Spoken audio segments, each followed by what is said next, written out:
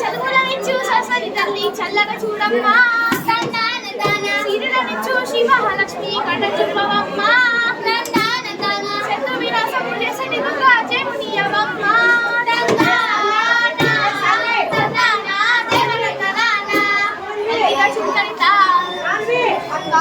ఈ రోజు డిఏవి పాఠశాలలో ఇంత కోలాహలంగా ఉన్నదేమిటి?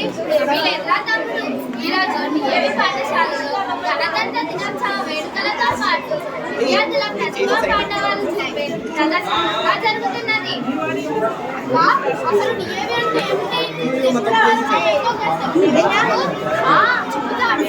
డిఏవి అంటే దయానంద ఆయుర్వేదిక్ పబ్లిక్ స్కూల్.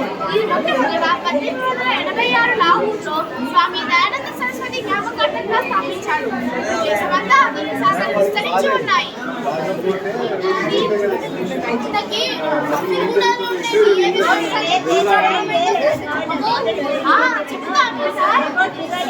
1987లో మొదలుపెట్టిన బడిగా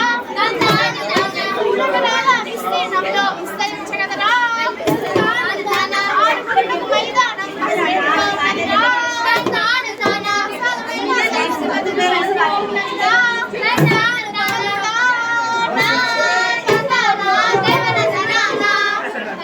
మైదానం చాలా బాగా చెప్పావక్క. మరి ఈ పాఠశాలలో చదువుకున్న వారెవరైనా తెలుసా? విద్యార్థులను గొప్ప నాయకులుగా, క్రీడాకారులుగా, శాస్త్రజ్ఞులుగా ఈ పాఠశాల నిలిచిపోయింది. అందులో మాజీ ప్రధాని వాజ్పేయి రాయ్, గొప్ప క్రికెటర్ కపిల్ దేవ్ రాయ్, ధోని కూడా వీరి శిష్యుడే రాయ్, కార్గిల్ వీరుడు విక్రమ్ బాత్రా రాయ్, కుస్తీ రాణి సాక్షి మానేక్ రాయ్, జావలిన్ త్రో నీరజ్ చోప్రా రాయ్. ఇలా చెప్పుకుంటూ పోతే ఎంతో మంది బలానంటి మరి తమ్ముడా సై మేలు బలానా బలానంటి మరి తమ్ముడా సై మేలు బలానా తమ్ముడా అడిగిన సుందరిత. అక్క, మరి ఇంత పెద్ద బడిలో తెలుగు భాషకు ప్రాధాన్యత ఉంటుందా?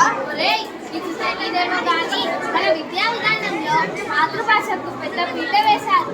మన తెలంగాణ రాష్ట్ర ప్రభుత్వం కూడా తెలుగును తప్పనిసరి చేసింది. కాబట్టి పాఠశాలలో చదివే ప్రతి విద్యార్థి తెలుగును నేర్చుకోవాల్సిందే. సరిగ్గా చెప్పవచ్చు కదా.